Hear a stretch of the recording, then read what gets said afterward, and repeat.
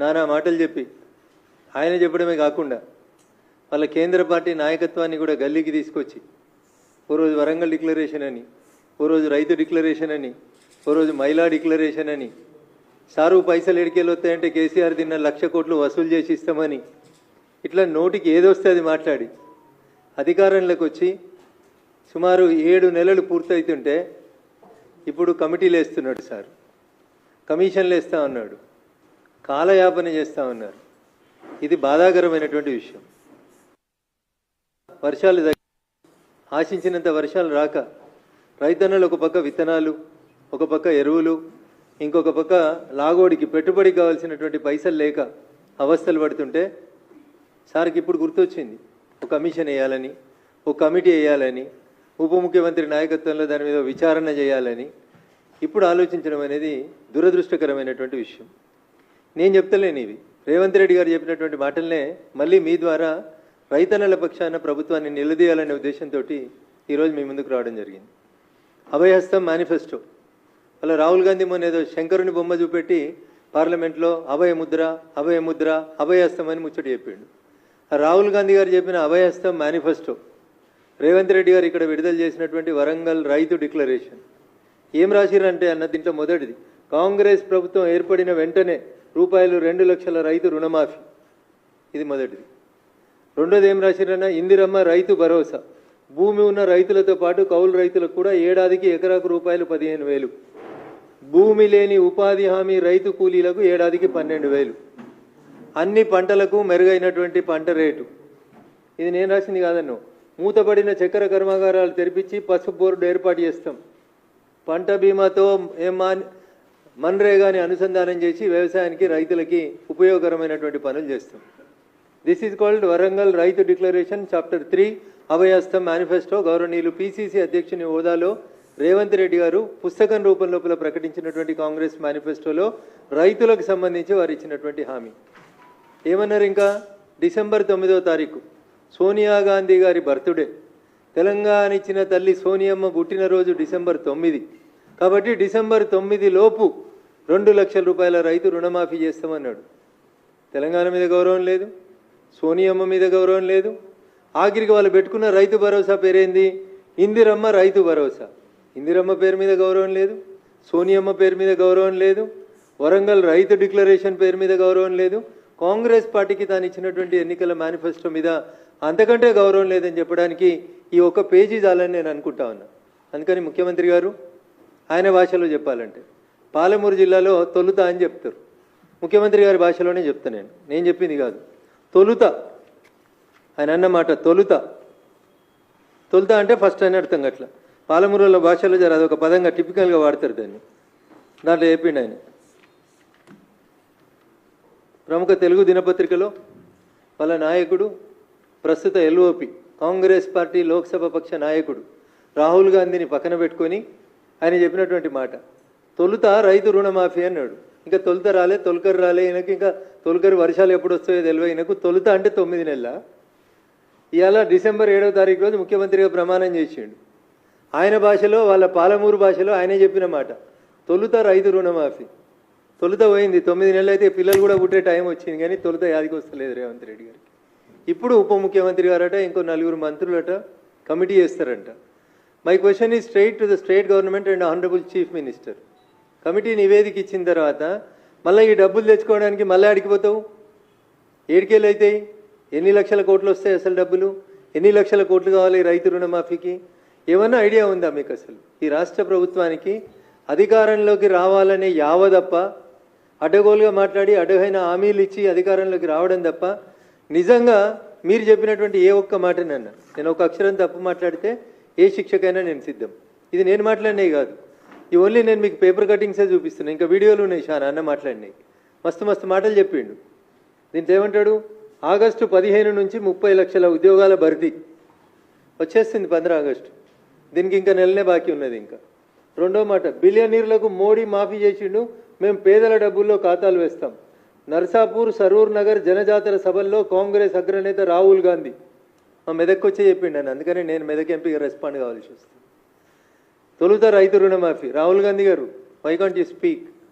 మీ తల్లి పేరు మీద సోనియమ్మ బర్త్డే పేరిట డిసెంబర్ 9 పేరిట సోనియమ్మ తెలంగాణ తల్లి దేవత అని చెప్పినటువంటి సోనియమ్మ పేరిట ఇచ్చిన మాటనే తుంగల దొక్కితే కాంగ్రెస్ పార్టీకి ఇంకా దేని మీద భరోసా ఉంటుందో ఒకసారి ఆలోచించాలి మీరు. అభయస్థం మేనిఫెస్టో ఇంకో మాట చెప్తాడు. రైతు కమిషన్ మరియు కొత్త వ్యవసాయ విధానం పేజ్ 2, వరంగల్ రైతు డిక్లరేషన్ పేజ్ 2లో చెప్తాడు. ఏమంటాడు? రైతు కమిషన్ మరియు కొత్త వ్యవసాయ విధానం ఏర్పాటు చేస్తాం, లాభసాటి వ్యవసాయమే లక్ష్యంగా తెలంగాణ వాతావరణ పరిస్థితులకు అనుకూలంగా ఇన్ని పైసలు ఇస్తామని రాసిండు. వడ్లకు కాంగ్రెస్ వాగ్దానం ఇచ్చింది 2683 రూపాయలు ఇచ్చింది. అప్పుడున్న ధర 2183 రూపాయలు. మేము అధికారంలోకి వస్తే 2683 రూపాయలు ఇస్తామన్నారు. టేబుల్ కొట్టి మరీ ధరలు రాసిరు ఏ పంటకి ఎన్ని పైసలు ఇస్తాము. మొక్కజొన్న 1870 ఉంటే 2200 ఇస్తామన్నారు. కందులు 6300 ఉంటే 6700 ఇస్తారన్నారు. This is what you have committed to the people of Telangana on record. రాతపూర్వకంగా అభయహస్తం మేనిఫెస్టో అని పెట్టి ఇందిరమ్మ రైతు భరోసా అని చెప్పి పొద్దుగాలైతే సోనియమ్మ ఇందిరమ్మ కాంగ్రెస్ అని మాట్లాడేటువంటి రేవంత్ రెడ్డి గారు రాతపూర్వకంగా తెలంగాణ సమాజానికి ఇచ్చినటువంటి వరంగల్ రైతు డిక్లరేషన్ గురించి నేను ముఖ్యమంత్రి గారిని అడుగుతా ఉన్నా. ఎందుకు డిసెంబర్ 9 రోజు ఈ రోజు వేస్తామన్నటువంటి కమిటీ, ఉప ముఖ్యమంత్రి గారు మంత్రులతో పాటు వేస్తామన్న కమిటీని డిసెంబర్ 9వ తారీఖు రోజు ఎందుకు వేయలేకపోయినారు రేవంత్ రెడ్డి గారు? ఎందుకు 7 నెలలు కాలయాపన చేసి ఇప్పుడు జూలై వచ్చిన తర్వాత జూలైలో కమిటీ వేసి మళ్ళీ ఏదో ఆగస్టులో ముచ్చట అని చెప్పి ఒక ముచ్చట పెట్టుకోవడం అనేది ఏ రకంగా సమంజసం అనేది నేను అడుగుతా ఉన్నా. ఇంకొక మాట, కొత్తగూడెం సభలో అభివాదం చేసిరు. 9వ తారీఖులోగా సంపూర్ణంగా రైతు భరోసా. ఇలా వీరు క్యాబినెట్లో సబ్ కమిటీలో సభ్యులను వేసిన గౌరవనీయులు ఉప ముఖ్యమంత్రి బట్టి విక్రమార్క గారు ఉన్నారు ఈ బొమ్మల. పక్కనే అదే జిల్లాకు సంబంధించిన ఇంకొక మంత్రి గౌరవనీయులు నెంబర్ 2 అని చెప్పుకునేటువంటి ఇంకొక మంత్రి ఉన్నారు, గౌరవనీయులు పొంగులేటి శ్రీనివాసరెడ్డి గారు ఉన్నారు. ఇంకొక సీనియర్ మంత్రి గౌరవనీయులు తుమ్మల నాగేశ్వరరావు గారు ఉన్నారు. ఇంతమంది సీనియర్ మంత్రుల సాక్షిగా ముఖ్యమంత్రి గారు ఖమ్మం జిల్లాలో చెప్పినటువంటి మాట ఏమని? ఏ ఒక్కరికి అందకున్నా ముక్కు నేలకు రాస్తా అన్నాడు. నేను ముక్కు నేలకు రాయమని అడుగుతలేను రేవంత్ రెడ్డిని. వాళ్ళు చెప్పిన మాటలో వాళ్ళకి యాద్ చేద్దాం అనుకుంటున్నాను. నాకంతే. ఏమన్నాడు? ఏ ఒక్కరికి అందకున్నా ముక్కు నేలకు రాస్తా. రూపాయలు 7500 కోట్లు జమ చేస్తే కేసీఆర్ క్షమాపణ చెప్తారా? ఈ పంచాయతీ కేసీఆర్ పంచాయతీ, రేవంత్ రెడ్డి గారి పంచాయతీ కాదు ఇది. తెలంగాణలో ఉన్న లక్షలాది రైతన్నలు అడుగుతున్నటువంటి ప్రశ్న. ఆయన ముక్కునాలకు రాస్తాడా? నువ్వు ముక్కునాలకు రాస్తావా? మాకొద్దు రేవంత్ రెడ్డి గారు. మీరు ఇస్తా అన్న ఇందిరమ్మ రైతు భరోసా ఏది అని అడుగుతున్నారు రైతన్నలు. ఎవరు రాస్తారు? కొత్త స్తూపం కాడ రాస్తారా? పాత స్తూపం కాడ రాస్తారా? మనిషికో అమరవీరుల స్తూపం కట్టుకోరు కదా. ఎవరికి నచ్చిన స్తూపం కాడ ఇద్దరు వచ్చి ముక్కునాలకు రాస్తే బాగుంటుంది అనేది తెలంగాణ రైతన్నల నుంచి వస్తున్నటువంటి డిమాండ్. నేను అడుగుతలేను. నేను ఏడా కొత్తగూడెం జనజాతర సభ, కొత్తకోట, సీతాఫల్ మండి, ముషీరాబాద్ కార్నర్ మీటింగుల్లో సీఎం రేవంత్ రెడ్డి గారు చెప్పినటువంటి మాటలు. ఎన్ని మాటలన్నా ఇంకా ఇక వడ్డీ లేని రుణం. ఇదే కూడా నా సొంత కవిత్వం కాదన్న.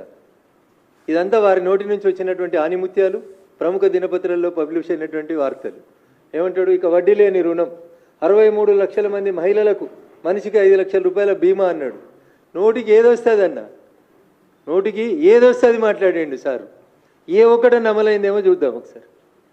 పరేడ్ గ్రౌండ్స్లో 1,00,000 మంది మహిళలతో సభ. ఈ సభ అయిందో లేదో నాకు తెలియదు. ఈ 5 లక్షల ఇన్సూరెన్స్ వచ్చిందో లేదో తెలియదు. రైతులను అట్లా వంచిచ్చిర్రు, మహిళల్ని ఇట్లా పంపించిర్రు. ఇంకా ముఖ్యమంత్రి అయిన తెల్లారి మంచి మంచి పేపర్లు అందరిని పిలుచుకొని ముచ్చట పెట్టిండు అన్న. మేమిచ్చిన 6 గ్యారంటీలు నెల లోపల అమలు చేస్తాం. నేను చెప్పలేదు. ఇది కూడా పేపర్లో ముఖ్యమంత్రి కాగానే తెల్లారి అందరిని పిలుచుకొని మంచిగా ప్రెస్ మీట్ పెట్టిండు. గ్యారంటీల అమలు నెలలోగా అమలు, గ్యారంటీ హామీలు నెలలోగా అమలు. అంటే ఏ నెల అనేది నాకు ఇంకా అర్థమవుతలేదు. నెలలోగా అమలు అంటే డిసెంబర్ 9 అనుకుర్రు రైతులు. ఈయన నెలలోగా అమలు అంటే ఈ డిసెంబర్ 24, 25 లేకపోతే మళ్ళీ వచ్చి ఎన్నికలు వచ్చినప్పుడు వచ్చే డిసెంబర్ అయిందనేది నాకు తెలియదు. ఇంకా మా దగ్గర జహీరాబాద్కి వచ్చిండు, వచ్చే మాట చెప్పిండు. పంట రుణం 1 రూపాయి కట్టొద్దు అన్నాడు. ఎవరైనా 1,00,000 కడితే పోయి అర్జెంటుగా మళ్ళీ 2 లక్షలు తెచ్చుకోరి 2 లక్షలు మాఫీ చేస్తాను. అధికారంలోకి రాగానే 2 లక్షల రూపాయలు రుణమాఫీ చేస్తాం. కాంగ్రెస్లో చేరేందుకు మాజీ మంత్రి చంద్రశేఖర్ సుముఖత. ఏ చంద్రశేఖర్ గారని మా జహీరాబాద్ నుంచి ఎమ్మెల్యేగా పోటీ చేసినారు. వీరిని జాయిన్ చేసుకోవడానికని కండువా వేసుకున్నారో చెప్పిండు. 2 లక్షల రూపాయల రైతు రుణమాఫీ చేస్తా. ఏ ఒక్కరు కూడా 1 రూపాయి రైతులు రుణం కట్టొద్దు, మాఫీ చేస్తా నేను అని చెప్పిండు. పంట రుణం ₹1 కట్టొద్దు. ఇది కూడా ముఖ్యమంత్రి గారి పేపర్ కటింగ్.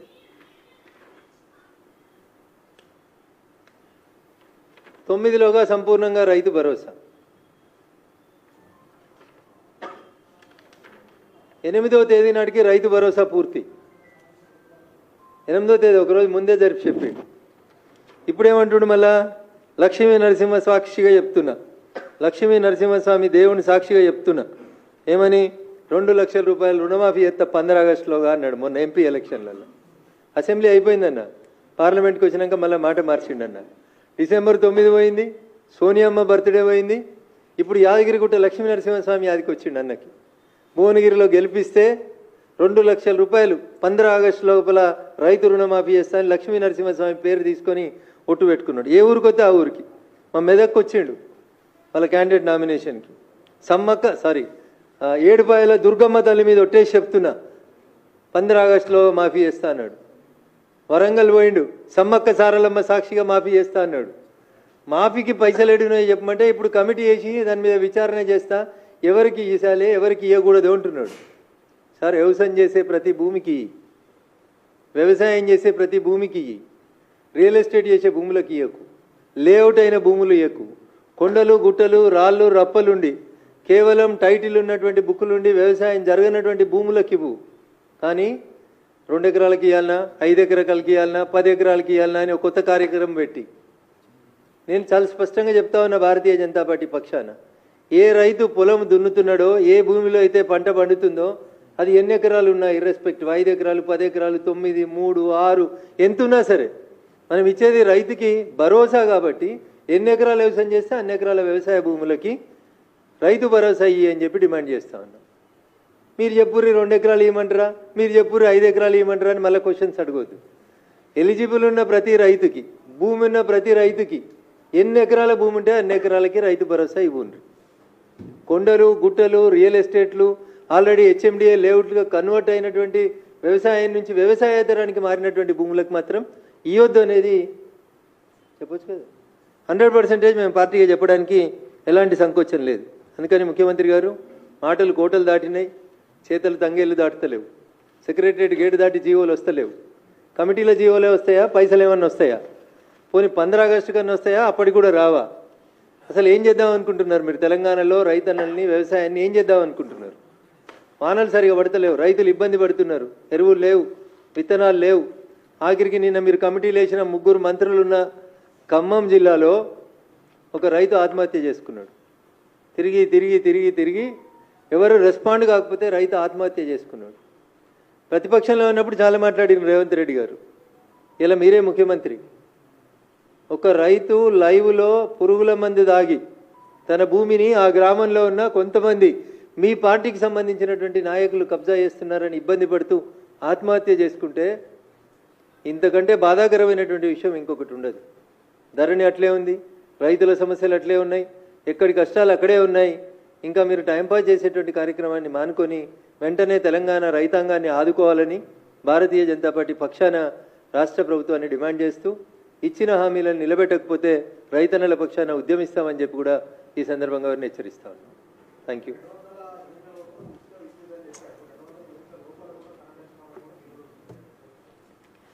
సో ముందుగా రేవంత్ రెడ్డి గారు అనేటువంటి తెలంగాణ రాష్ట్ర ముఖ్యమంత్రి గారికి పరిపాలన మీద ఇంకా పట్టు రావట్లేదు.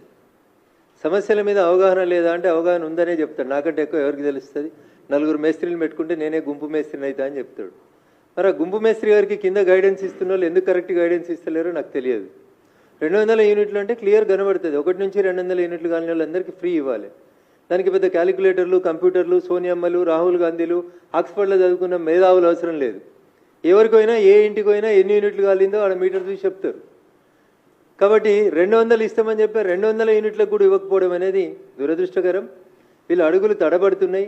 కేవలం అధికారంలోకి రావడానికి ఆగమాగం మాట్లాడిర్రు, నోటికొచ్చింది మాట్లాడినరు.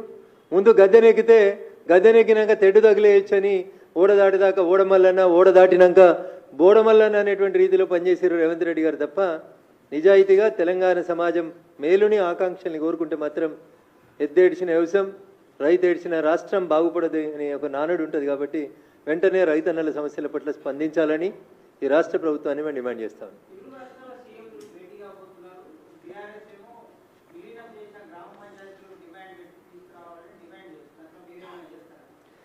భారత రాష్ట్ర సమితి అనేటువంటి పార్టీ తెలంగాణ ఆకాంక్షల పేరిట 10 సంవత్సరాలు అధికారంలో ఉండి అధికారంలో ఉన్న 10 సంవత్సరాలు తెలంగాణ ప్రజల ఆకాంక్షల్ని పట్టించుకోకుండా తెలంగాణ ప్రజల అవసరాలని గుర్తించకుండా ఎంతసేపు నీళ్లు నిధులు నియామకాల పేరిట చేసినటువంటి వాళ్ళ వ్యక్తిగతమైనటువంటి స్వార్థ ప్రయోజనాలు తప్ప 10 సంవత్సరాల్లో 5 సంవత్సరాలు గౌరవనీయులు చంద్రబాబు నాయుడు గారు ముఖ్యమంత్రి ఉన్నారు, 5 సంవత్సరాలు జగన్మోహన్ రెడ్డి గారు ముఖ్యమంత్రి ఉన్నారు. ఏ రోజు కూడా నిన్న హరీష్ రావు గారు మాట్లాడినటువంటి ఈ 7 మండలాల గురించి కానీ లేదా ఆంధ్రప్రదేశ్కు పోయినటువంటి సీలేరు ప్రాజెక్టు గురించి కానీ ఏ రోజు కూడా చంద్రశేఖరరావు గారికి ఇంట్రెస్ట్ లేదు. రోజమ్మ ఇంట్లో తిన్న రొయ్యల పులుసు మీద ఇంట్రెస్ట్ ఉన్నది తప్ప ఆయనకి రోజమ్మ ఇంటికి పోయినప్పుడు మరి 7 మండలాలు ఏంది ఈ ఊర్లో ఏంది అనేది ఒకరోజు కూడా మాట్లాడేందుకు ఆయనకి ఇంట్రెస్ట్ లేదు. ఇంటికి పిలుచుకొని జగన్మోహన్ రెడ్డి గారిని అలాయి బలాయి చేసుకోవడానికి అవకాశం ఉంది కానీ 7 మండలాల గురించి ఊర్ల గురించి మాట్లాడరాలేదు. ఇలా బీఆర్ఎస్ పార్టీ హరీష్ రావు గారు ఏం మాట్లాడినా అది దయ్యాలు వేదాలు వల్లించినట్టే ఉంటుంది. ఒకరోజు కాదు మీరు ఈ రాష్ట్రాన్ని పాలించింది, 10 సంవత్సరాలు మీరు ఈ రాష్ట్రాన్ని పరిపాలించారు. ఆ రోజు ఏ పరుగునున్న ఏ ముఖ్యమంత్రితో కూడా సత్సంబంధాలు పెట్టుకోక అంతా తానే అన్నట్టు అంతా మిథ్య అన్నట్టు ప్రవర్తించి ఇప్పుడేదో శుద్ధులు చెప్తా ఉంటే హరీష్ గారు మీ మాటలకి తెలంగాణ సమాజం శాంక్టిటీ ఇవ్వదు, మిమ్మల్ని గుర్తించదని చెప్పి ఈ సందర్భంగా సిద్దిపేట ఎమ్మెల్యే గారికి తెలియజేయదలుచుకుంది.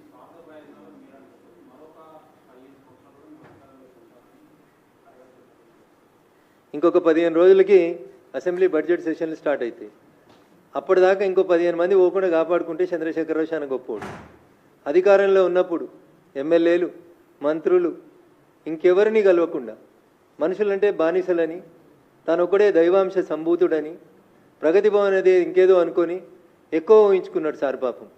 ఇప్పుడు తప్పనిసరి పరిస్థితులలో ఎంపీటీసీలతోటి సర్పంచులతోటి ఆఖరికి గ్రామ కమిటీ అధ్యక్షులతోటి కూడా ఫోటో దిగి బిడ్డ నేనున్నా అని బతిలాడుకునేటువంటి దుస్థితికి తెచ్చుకున్నాడు చంద్రశేఖరరావు గారు. 15 సంవత్సరాలు మర్చిపోండి. ఇప్పుడు అధికారంలో లేకుండా ఇంకొక 15 నెలలు మీ టీఆర్ఎస్ఓ బీఆర్ఎస్ఓ అసలు ఉంటుందా? దానికి పేరు ఉంటుందా? ఊరు ఉంటుందా? మీ ఎమ్మెల్యేలు ఉంటారా? ఏం జరుగుతుంది అనేది ఒకసారి చంద్రశేఖరరావు గారు ఆలోచించుకోవాలి. అంటే కోల్పోతున్నటువంటి నాయకుల మీద పట్టు కోల్పోతున్నారు. రోజుకో ఎమ్మెల్యే పార్టీ మారుతున్నాడు, రోజుకో సీనియర్లు పార్టీ మారుతున్నారు.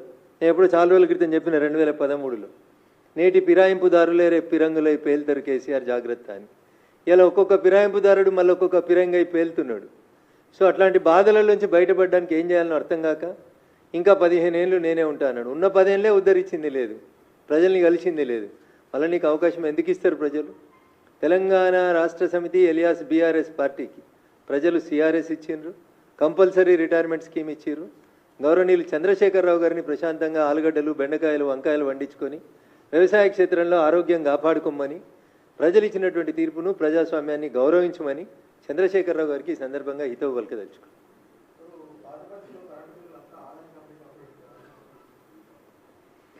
అన్న చంద్రశేఖరరావు గారి అడుగులు ఎట్లా పడ్డాయో అంతకంటే భయంకరంగా రేవంత్ రెడ్డి గారు అడుగులు పడతా ఉన్నాయి. నువ్వు బిల్లులు వసూలు చేస్తావా, ఏదైనా ఏజెన్సీకి ఇస్తావా అనడానికి సంబంధించి రాష్ట్ర ప్రభుత్వం దగ్గర ఏమన్నా ఐడియా ఉందా? పాత బస్తీని ఆదానికి ఇచ్చుడు ఏందన్నా? రిధం కోసం మాట్లాడి ఎత్తి ప్రాసల కోసం మాట్లాడి మమ్మల్ని బదనాయం చేయడం కోసం మాట్లాడడానికి టెండర్ పిలిచినవా? టెండర్ పిలిచే ఏ సెగ్మెంట్లు పిలిచినావు? డివిజన్ వైజ్ పిలిచినవా? ఎస్సీ గారి పరిధి పిలిచినవా? లేదా ఒక అసెంబ్లీ కాన్స్టిట్యున్సీ పరిధి పిలిచినవా? అసలు ఏం చేస్తుంది రాష్ట్ర ప్రభుత్వం అనే ఐడియా ఉందా వాళ్ళకి? ఓల్డ్ సిటీ మీద ఐడియా లేదు, న్యూ సిటీ మీద ఐడియా లేదు, మెట్రో మీద ఐడియా లేదు, కరెంటు బిల్లుల మీద ఐడియా లేదు, ఇందిరమ్మ రైతు భరోసా మీద లేదు, సోనియమ్మ రైతు రాజ్యం మీద లేదు. అసలు వాళ్ళకి ఇదేముందన్నా? ఎంతసేపు అధికారాన్ని కాపాడుకోవడం. 5 రోజులు ఉంటాడా? ఎవరు పిసిసి అధ్యక్షుడు అనేది డిసైడ్ కావడానికి 5 రోజులు ఢిల్లీలో కాలయాపన వచ్చింది. కానీ ఇందిరమ్మ రైతు భరోసా కోసం మాట్లాడేందుకు అక్కడ అవకాశం లేదు ఆయనకి. రాహుల్ గాంధీని అడగనుంటివి మరి 1,00,000 కోట్లు వసూలు చేద్దాం కేసీఆర్ దగ్గర అని చెప్తేవి కదా. మరి 5 రోజులు ఉన్నావు కదా. ఎవరిని మంత్రి చేద్దాం, ఎవరిని పిసిసి ప్రెసిడెంట్ చేద్దాం అనడానికి గడిపిన 5 రోజులలో 5 గంటలు మరి సోనియమ్మ పేరు మీద పెట్టినాం, ఇందిరమ్మ పేరు మీద పెట్టినాం రైతు భరోసా. దాని వైపు మన అడుగులు ఎట్లుండాలని ఏమన్నా చర్చ జరిపిర్రా అన్న? ఎంతసేపు రాజకీయం తప్ప ఇంకొకటి లేదు. క్యాబినెట్ ఎక్స్పాన్షన్ చేయడాన్ని మేము వ్యతిరేకిస్తలేం. నిజంగా ఆయనకు బిల్లులు వసూలు చేయడం ప్రభుత్వంతో చేత కాకపోతే టెండర్ పిలిచి ఏజెన్సీలకు ఇవ్వడాన్ని మేమేం కాదనలేము. ఎందుకంటే ప్రభుత్వం వాళ్ళది, వాళ్ళు నిర్ణయాలు తీసుకోవాల్సిన వాళ్ళు. మాట్లాడితే అంబానీ పేరు ఆదాని పేరు తప్ప ఇంకొకటి రాదు వీళ్ళకి. పొలిటికల్ విమర్శలు తప్ప వాస్తవాలు తెలియవు. ఎందుకు కరెంటు బిల్లు వసూలు చేయడం తెలంగాణ ప్రభుత్వంతో కాదట్నా? ఎందుకు అంబానీ ఎందుకు మధ్యలో? ఆ మాత్రం కూడా శక్తి లేదా? ఎలక్ట్రికల్ జేఏసీ ఉంది కదా, పొలిటికల్ జేఏసీ నడిపిన కోదండరామ్ గారు పక్కనే ఉన్నారు కదా, పిలుచుకొని కరెంటు బిల్లులు ఎట్లా వసూలు చేయాలో అడుగురు, ఓల్డ్ సిటీలో చెప్తారు. దానికోసం ఒక 5 గంటలు స్పెండ్ చేయరు రేవంత్ రెడ్డి. అది చేయకుండా అంబానీకి ఇస్తాం, ఆదానికి ఇస్తాం, పేపర్లలో ఎవరు పడితే వాళ్ళు ఏది పడితే అది మాట్లాడడానికి తప్ప ఈ రాష్ట్ర ప్రయోజనాలకి ఉపయోగకరంగా లేదనేది మాత్రం మేము రాష్ట్ర ముఖ్యమంత్రి గారికి తెలియజేయదలుచుకున్నాం.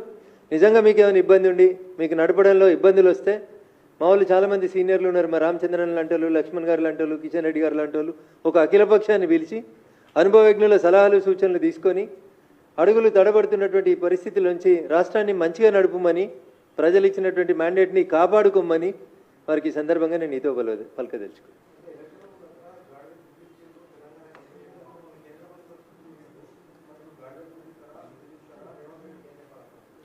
సో మాట్లాడినటువంటి రేవంత్ రెడ్డి గారు ఇప్పుడు ఆ గాడిద గుడ్లు తీసుకొని గౌరవ కేంద్ర మంత్రులందరూ ఇంటికి వచ్చి, సార్ ఎన్నికల కంటే ముందు ఇవి ఇచ్చినారు, ఇప్పుడు ఏమి ఇస్తారు అని అడిగితే అప్పుడు ఒకటి ఇస్తే ఇప్పుడు 2 ఇస్తారు, తప్పకుండా ఇస్తారు. ఏ రాష్ట్రానికి ఏం రావాలి, డెవల్యూషన్ ఆఫ్ ఫండ్స్ ఎట్లుంటాయి, 16th ఫైనాన్స్ కమిషన్ ఏం చెప్తుంది. మా దగ్గర గుంపు మేస్త్రీలు లేరన్న, మా దగ్గర చదువుకున్న వాళ్ళే ఉన్నారు మంత్రులుగా, వాళ్ళకి తెలుసు ఎవరికి ఎట్లు ఇవ్వాలి, ఏ రాష్ట్రానికి ఎంత ఇవ్వాలి అనేది వాళ్ళకి తెలుసు అన్న. కాబట్టి we are not going to rule this country by depending upon the గుంపు మేస్త్రి ఆర్ మేస్త్రి. మేము ఈ దేశం, దీనికి ఒక ఎన్నికల సంఘం, దానికి ఒక నీతి ఆయోగ్, దానికి సంబంధించినటువంటి అధికారులు వీళ్ళందరూ ఉంటారు. డెవల్యూషన్ ఆఫ్ ఫండ్స్ ఎట్లా ఇస్తామో అట్లా ఇస్తాం. రేవంత్ రెడ్డి గారికి ఇంకా కోరిక తీరకపోతే మళ్ళీ ఒక మంచి గాడిద గుడ్డుని ప్యాక్ చేసుకొని ప్రత్యేకమైన విమానంలో కేంద్ర మంత్రుల దగ్గరికి వస్తే అప్పుడు ఇచ్చిన ఒక గాడిద గుడ్డుకి ఇప్పుడు 2 ఇవ్వాలా 3 ఇవ్వాలా ఖచ్చితంగా ఆలోచించి వారి వంతు వాటా ఎంత ఉంటే అంత తప్పకుండా ఇస్తాం.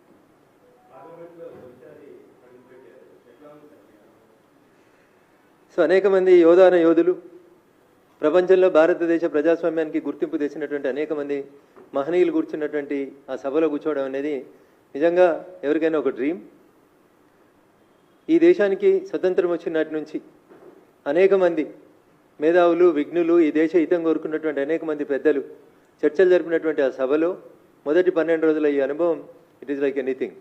నేర్చుకోవాల్సింది చాలా ఉంది. అందుకనే మొదటిసారి సభలోకి పోయినా నేను నిజంగా నిత్య విద్యార్థి లాగానే 12 రోజులు సభలో కూర్చొని నేర్చుకునేందుకు ప్రయత్నం చేసినాను. ఖచ్చితంగా ఏ ఆశలు ఆకాంక్షలతో అయితే తెలంగాణ ప్రజలు మమ్మల్ని గెలిపించి పంపించినారో తెలంగాణ రాష్ట్ర ప్రజల ప్రయోజనాలు ఆకాంక్షల్ని నిలబెట్టడానికి భారతీయ జనతా పార్టీ ఎంపీలమైనటువంటి మేమందరం కూడా ఖచ్చితంగా నేర్చుకుంటాం. మేస్త్రి పని కాదు, చదువు నేర్చుకుంటాం. వచ్చిన చదువులోంచి ఎట్లా ఈ రాష్ట్రానికి ప్రయోజనాలు తేవాలో నేర్చుకొని తప్పకుండా ఫలితాలను తీసుకొచ్చేందుకు పనిచేస్తాం. It was a very good experience. Thank you అనండి.